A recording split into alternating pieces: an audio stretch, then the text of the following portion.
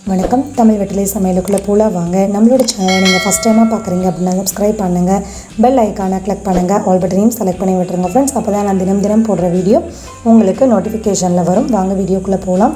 இன்றைக்கி நம்ம ஒரு சூப்பரான லஞ்ச் பாக்ஸ் ரெசிபி தான் பார்க்க போகிறோம். என்ன அப்படின்னா குடை மிளகாய் சாதம் கூட எக்கு வச்சுட்டு அழகாக ஃப்ரைட் ரைஸ் ரேஞ்சில் நம்ம இதை ட்ரை பண்ணியிருக்கோம்.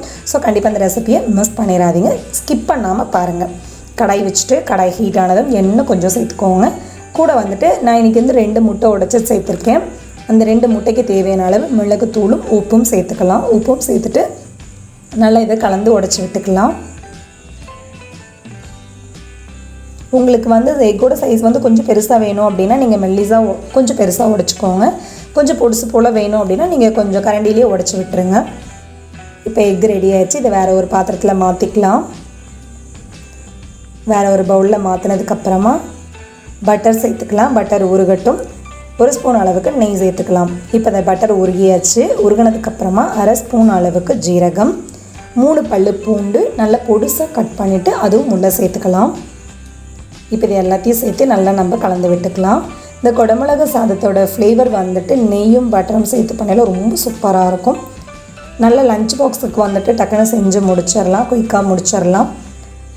ஒரு பச்சை மிளகா பொடிசாக கட் பண்ணிட்டு உள்ளே சேர்த்தாச்சு. அதுவும் நல்லா கலந்ததுக்கப்புறமா ஒரு பெரிய வெங்காயம் நீல வாக்கில் மெல்லிஸாக ஸ்லைஸ் பண்ணிவிட்டு அதுவும் உள்ளே சேர்த்தாச்சு. இதுவும் நல்லா கலந்தாச்சு.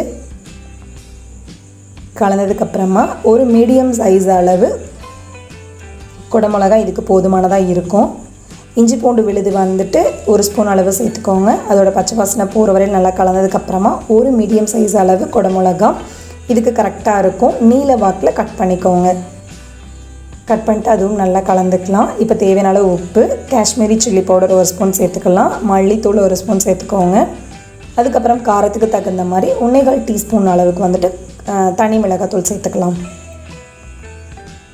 இப்போ இது எல்லாத்தையும் சேர்த்து நல்லா நம்ம கலந்துக்கலாம். கலந்ததுக்கப்புறமா சோயா சாஸ் 1 ஸ்பூன் அளவுக்கு நான் சேர்த்துட்டு 1 ஸ்பூன் அளவுக்கு தண்ணி சேர்த்துருக்கேன். ஏன்னா இது கொஞ்சம் திக்கானது, ஸோ அதுக்காக தான். இப்போ இதை நல்லா கலந்ததுக்கப்புறமா நம்ம உடைச்சி வச்ச முட்டையும் உள்ளே சேர்த்துக்கலாம். முட்டையும் சேர்த்துட்டு நல்லா நம்ம கலந்து விட்டுக்கலாம்.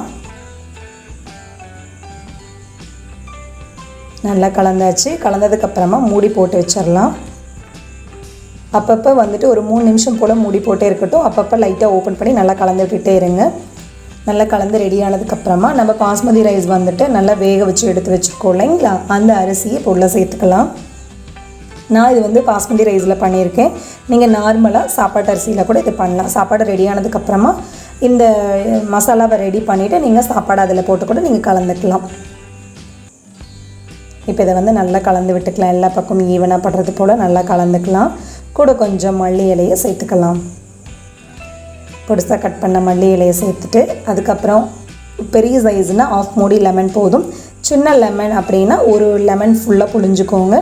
இப்போ இதை புழிஞ்சிட்டு இந்த சாதத்தை இப்போ எல்லா பக்கம் நல்லா ஈவனாக படுறது போல் கலந்துக்கோங்க. உப்பு கரெக்டாக இருக்கா என்னென்னு செக் பண்ணிவிட்டு 10 அப்படின்னா இந்த ஸ்டேஜில் போட்டுக்கோங்க. ஏன்னா சாதம் கலர்னதுக்கப்புறம் போட்டோம்னா திருப்பி கலர வேண்டியதாக இருக்கும், அதுக்காக தான்.